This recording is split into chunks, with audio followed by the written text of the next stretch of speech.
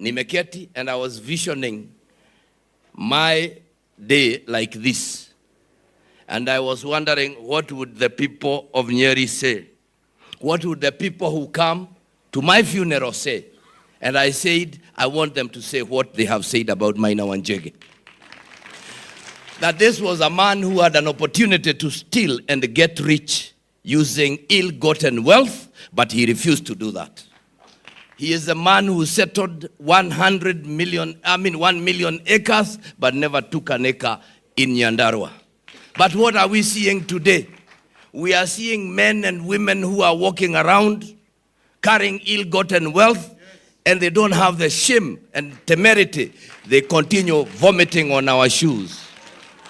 I am glad the president has just cancelled and banned Harambes. But we pray that that is not cosmetic. We are saying if you are banning Harambes, let us ban them, but let us ban stealing too, because we are also allowing stealing.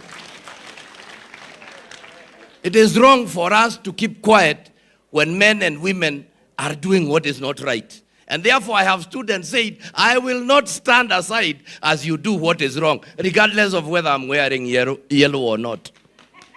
And therefore, we have continued to say that we voted for a government to give services to the people of Kenya, regardless of where they come from. And if what we voted in must count for something. Sometimes I wonder, why did we deny Raila Amolo Odinga the votes?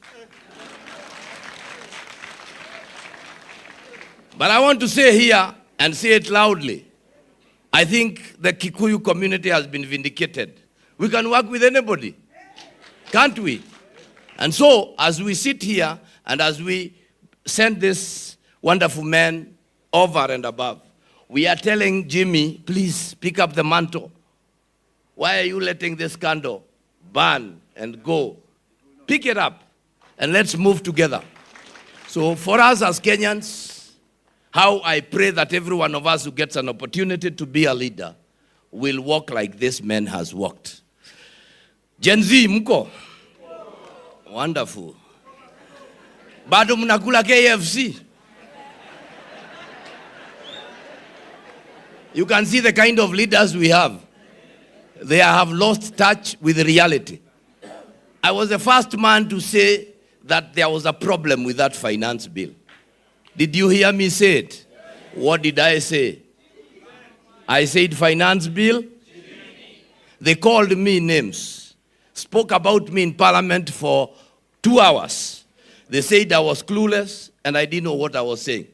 I posed to them a question between them and now, and me, who now knows what he was saying. And what we must say is that leaders must never lose touch with the common people. Yes.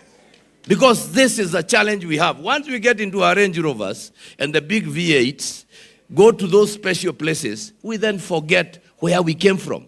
A few days ago, we were all here kneeling and begging you, please vote for us, singing songs that you asked us to sing. But when we get to those privileged positions, then we forget that. And it is important that we are reminded. Thank you, Gen Z, for reminding us that.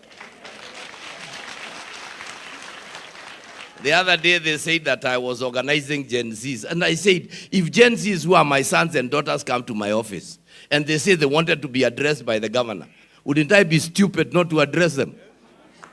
And so I will continue addressing them. But I wish you well. I want to tell you that you are now in the mountain. This is where the mountain is. Na baba karibu kwa mlima. Last time where ulitafuta watu hawajui mlima. Iko watu wanaelewa hii mlima vizuri. Come and we see that. May God bless you so very much.